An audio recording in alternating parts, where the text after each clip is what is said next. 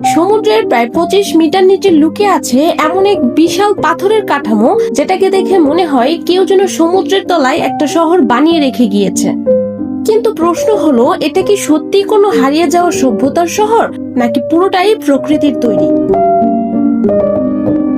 জাপানের ইয়োনাগুনি আইল্যান্ডের কাছে সমুদ্রের নিচেই রয়েছে এই রহস্যময় জায়গা ইয়োনাগুনি মনুমেন্ট।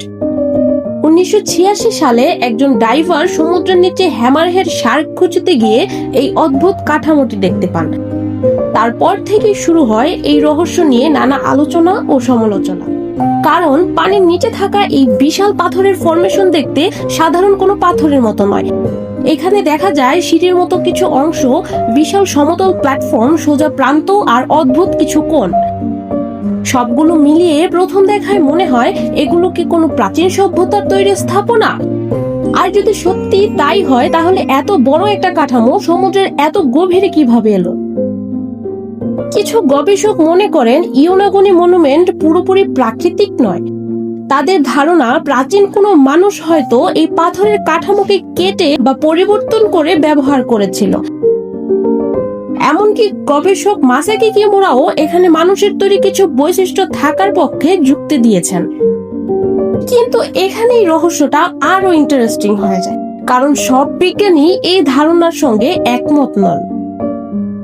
অনেক ভূতত্ত্ববিদের মতে এই পাথরগুলো মূলত স্যান্ডস্টোন। প্রাকৃতিকভাবে পাথরের নির্দিষ্ট স্তর আর ফাটল বরাবর ভেঙে যাওয়ার কারণে এগুলো সোজা ও সিঁড়ির মতো আকৃতি হতে পারে। এরপর দীর্ঘ সময়ের ইরোশন আর টেকটনিক অ্যাক্টিভিটি এই কাঠামোগুলোকে আরো পরিবর্তন করেছে। আর সবচেয়ে ইন্টারেস্টিং বিষয় হলো, ইয়োনাগুনি আইল্যান্ডের পানির ওপরে এমন কিছু স্টেপ লাইক ন্যাচারাল রক ফরমেশনও দেখা যায়। অর্থাৎ প্রকৃতিও এমন অদ্ভুত আকৃতি তৈরি করতে পারে। তাহলে আসল সত্যটা কি? এটা কি সত্যি কোনো হারিয়ে যাওয়া সভ্যতার ধ্বংসাবশেষ, নাকি হাজার হাজার বছর ধরে প্রকৃতি নিজের হাতে তৈরি করেছে এই বিশাল পাথরের স্থাপনা? আজও এই প্রশ্নের কোনো ডেফিনিটিভ উত্তর নেই, আর সম্ভবত এটাই ইয়োনাগুনির সবচেয়ে বড় রহস্য।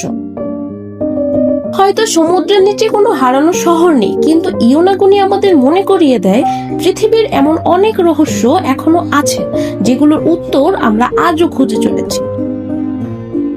আপনার কি মনে হয়, এটা কি সত্যি মানুষের তৈরি নাকি প্রকৃতির সৃষ্টি? এমন আরো রহস্যময় তথ্য জানতে রহস্যের এই মেলাবন্ধনে হিডেন পেটালসকে সাবস্ক্রাইব করে পাশেই থাকবেন। ধন্যবাদ।